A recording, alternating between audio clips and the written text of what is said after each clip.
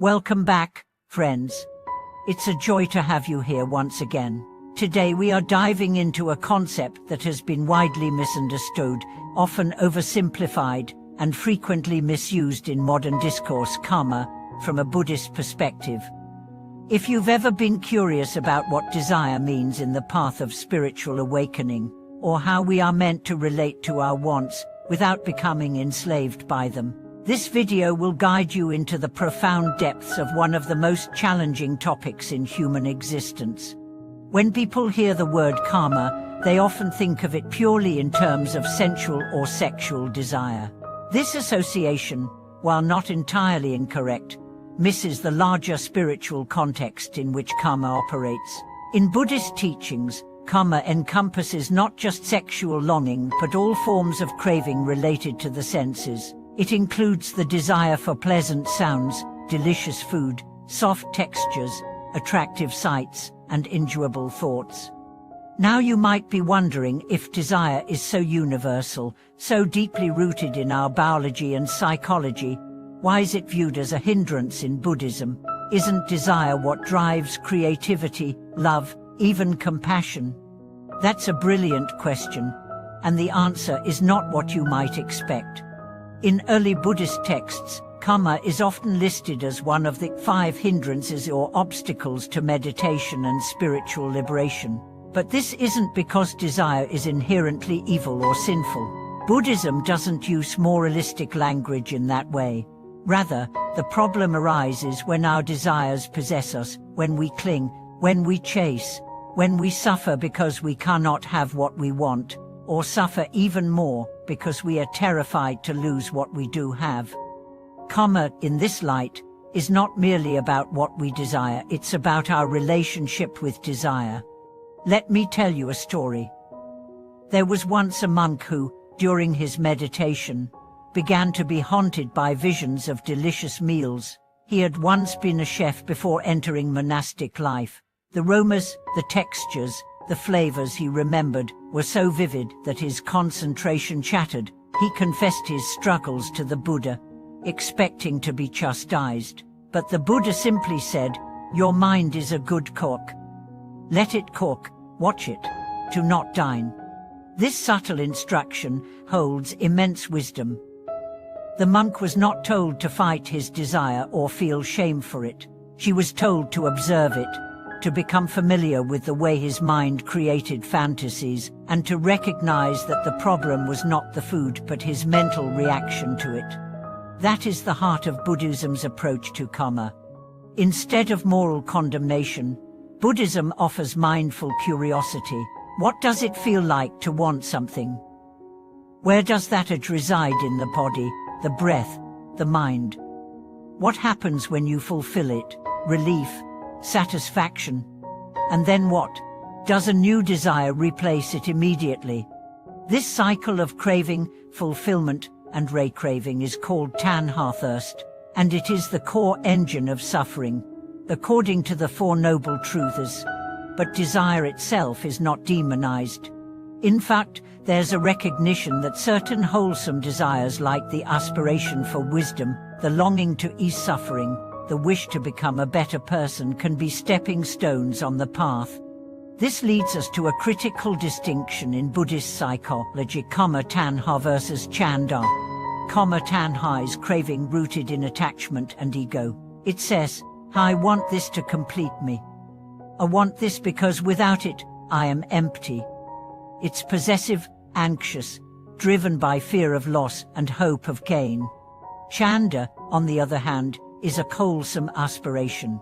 It says, "I wish to understand this. I wish to cultivate peace. I wish to reduce harm." It is goal-oriented but not needy. It moves with mindfulness, not obsession. Let's make this real. Imagine you're hungry. That's a physical signal.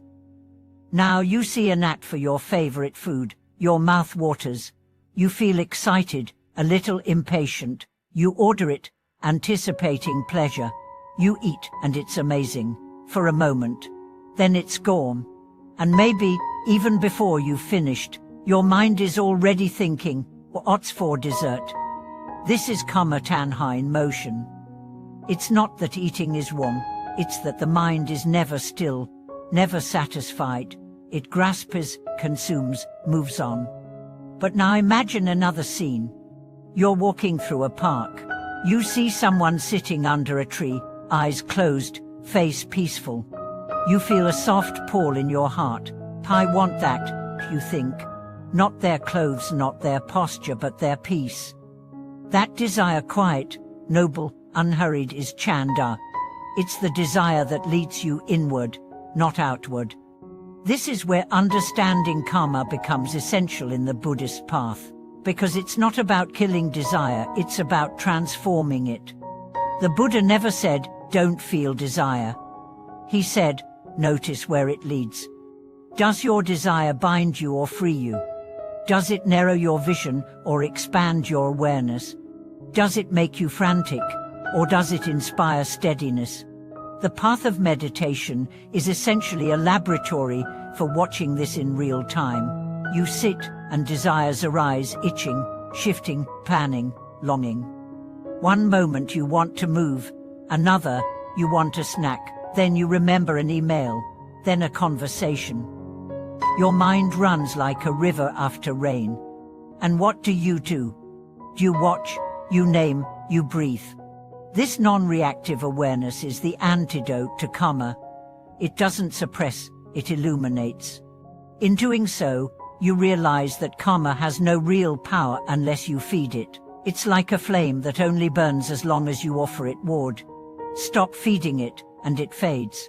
But here's the deeper layer. Not all desires are easy to spot. Some wear disguises, the desire to be praised, to be needed, to be admired. These are social desires, subtler but equally binding. Even spiritual desire can become karma. The craving to feel enlightened, to appear wise, to collect insights like trophies, these too can trap you. So what's the way through? Humility, honesty, curiosity. Instead of judging your desire, investigate it. Instead of hating your cravings, learn from them. Instead of trying to become pure, try to become present. When you walk this path, karma doesn't disappear overnight, but its grip loosens. You stop being dragged by every impulse. You begin to choose your responses. You begin to act, not react.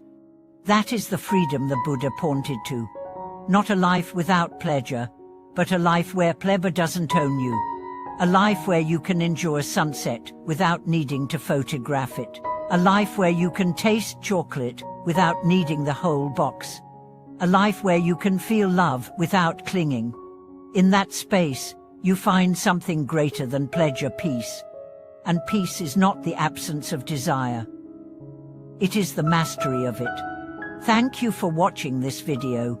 If this journey through the Buddhist understanding of karma has opened new doors in your heart, I encourage you to share your reflections in the comments. Let's learn from one another.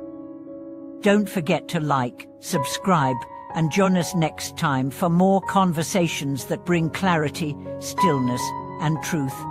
Until then, may your desires guide you inward, and your presence lead you home.